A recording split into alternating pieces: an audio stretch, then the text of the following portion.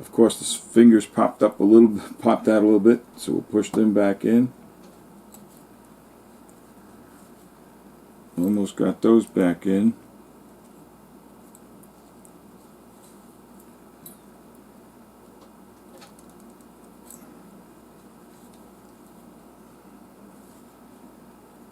And right, I think we're getting there. There we go. I don't know if you heard that little click, but that was the click, the nice click I like to hear. When things start to pop into place nicely. Okay, now we have the 4-finger unit in, and we didn't bend anything. Thank goodness. We have the 4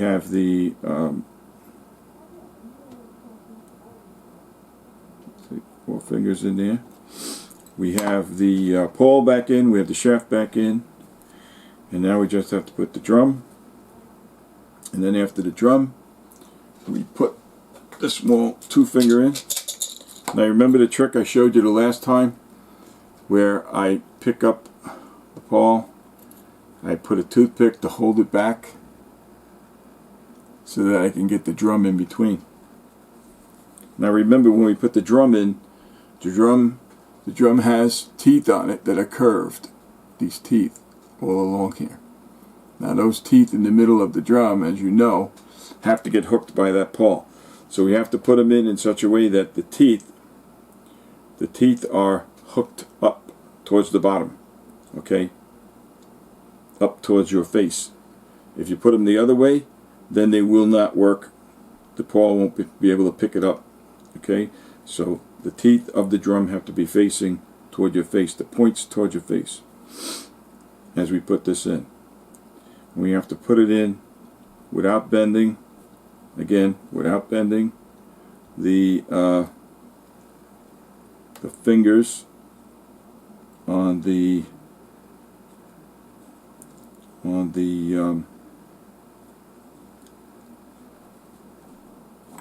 of course things pop out again.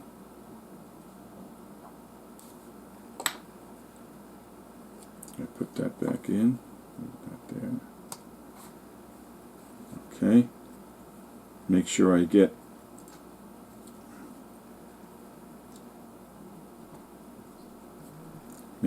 the drum. I use my tool again to make sure I get the drum in place.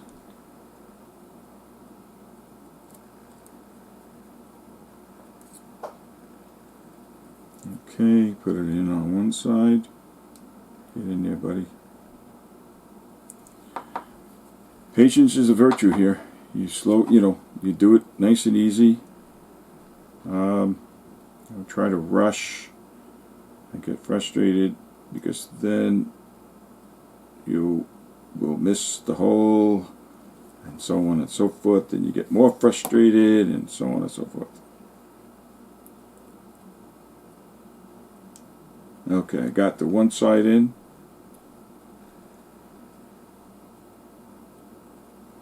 Now I'm going to push a little bit closer. Push this frame just a little bit closed to get the second part of the drum in.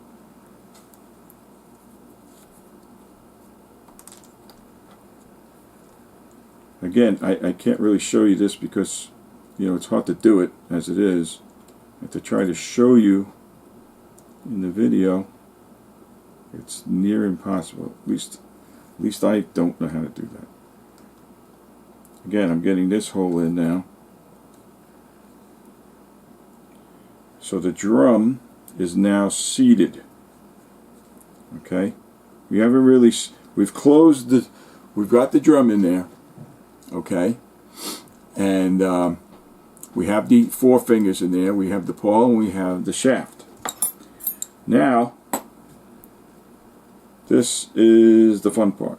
Now, I didn't really lock this down. It is closed. I've closed it tighter.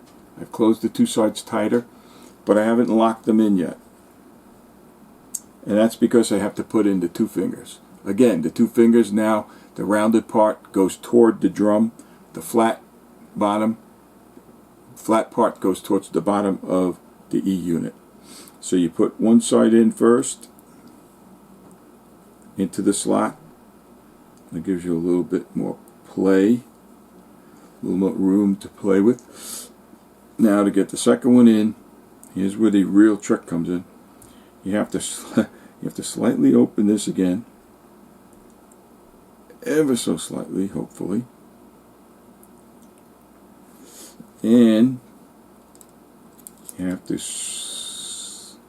try to get the. You have to get this open, if I can here, and you have to get the two-finger tab. Oh, get the two-finger tab in there. Oof. Went a little too far. Okay, we have to put the drum back. Slide the drum back into position. Not bad, not bad. We're getting there. A little bit more with this drum, and I think we got it made. Okay, drum is snapped back in place. The two-finger tabs are lined up. The pawl is cleared. The four-fingered connector is cleared, meaning everything is in its slot or hole, whatever you want to call it. If we got it all in place, now what we have to do is we're going to put our pliers right where that bar is. See that bar right here? That small straight bar right over here. Okay, that's where you have to put the pliers, between here and here. You see the little hole right there? Okay, you got to squeeze this unit so that you're squeezing that rod. That's where you're squeezing this thing closed. Oh. Now sometimes you hear a snap, and sometimes you don't. This one is in.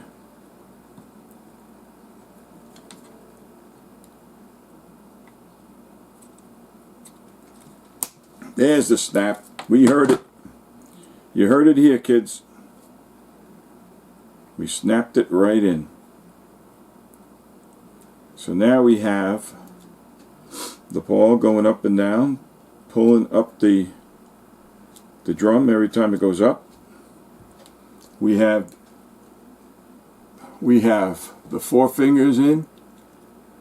Okay, we have the two fingers in. We have the drum in.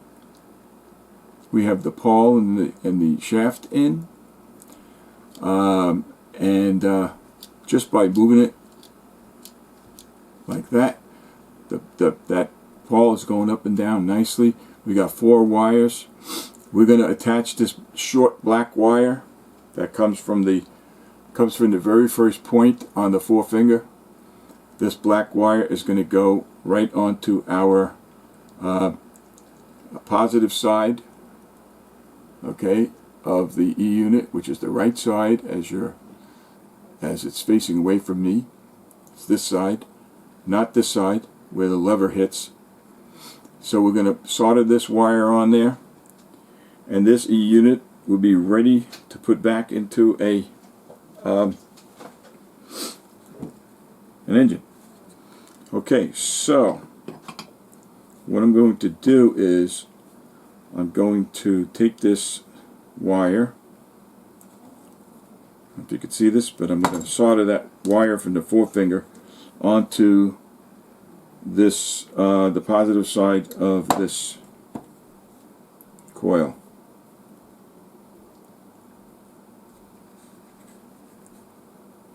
Let's clean it.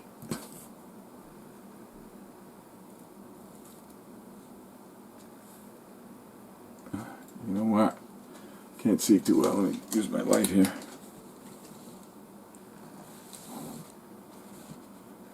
Okay, so that's what we're going to do.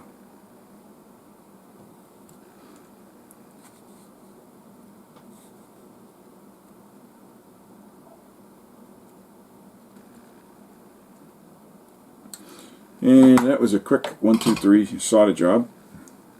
We're going to solder more on there, so I'm not going to worry about it being perfect, but I will make that a better solder joint later on when I put in the wire that goes down to the pickup rollers and things like that when the E-unit is used. But just to test the E-unit right now, I had to hook that wire up. So let's see if we can hear this thing and see this thing work. Let's level it.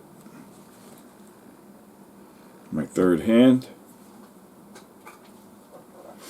We're going to hook up to where the wire would come from the pickup of the engine, the third rail, and we're going to hook up to the ground. We'll just put it on here, make it easy. Okay, it's hooked up to our ground. We're going to turn on our transformer, and sure enough,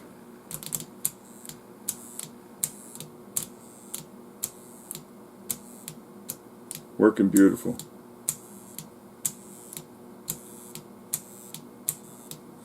Works perfectly.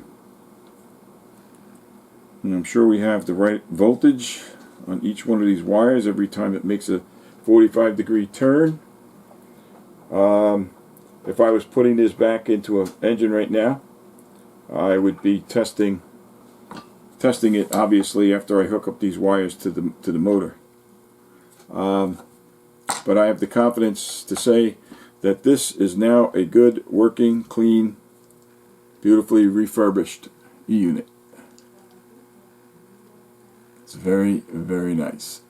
Beautiful, clean wires, new fingers in there, not just clean, but new. A new drum, and we're ready to go. It works great. It went from this horrible piece of junk to a really nice E-unit. Okay, so I'm sorry if you couldn't see everything perfectly, but it's difficult.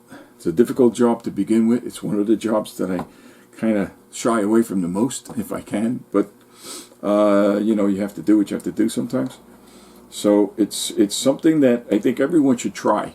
If you can find an old E-unit, just for the heck of it, take it apart, put it back together, clean up what's there, put it back together, get it to work better.